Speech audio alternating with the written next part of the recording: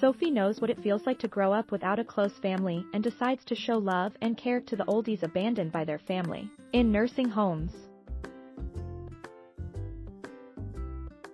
Unbeknownst to her, her kind gestures lead her to meet someone she never knew existed. Happy birthday to you. Happy birthday to you. Happy birthday, dear Mr. Rogers. Happy birthday to you. The melodies of celebrations resounded across the room. It was indeed a happy day for Mr. Rogers, who was celebrating his 91st birthday.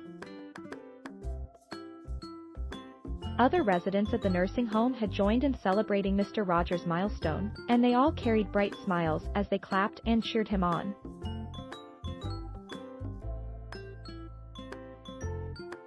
As the applause died, Sophie, who had arranged the whole thing, walked up to the gaffer in a wheelchair and presented him with a small present. It was a small wrapped gift and a birthday card. For illustration purposes only. Source, Pexels. Happy birthday, Mr. Rogers. I hope today brings you joy and happiness, she said as she hugged the older man. Thank you so much, Sophie. This was very thoughtful of you, he answered, his eyes teary. The residents all knew Sophie and got along well with her. At 19, she had been arranging these small celebrations for the residents' birthdays for the past year, and she'd become a well-loved addition to the home. She would bring a present for the residents' birthdays and have the kitchen bake them a small cake. The residents appreciated the kind gesture. For most of them, the act of kindness felt like the epitome of love and care, as they had no family outside the home.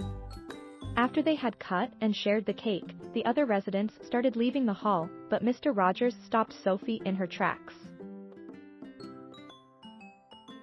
I appreciate this a lot, but I gotta ask, why do you do it? It is a long story, Mr. Rogers.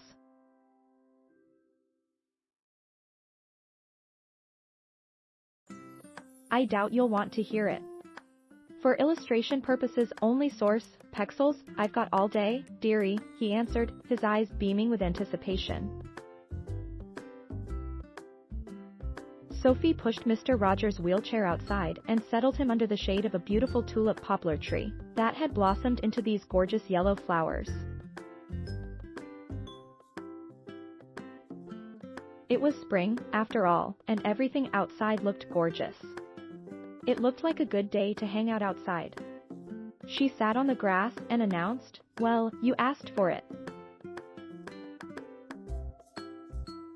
Don't blame me if I bore you to death."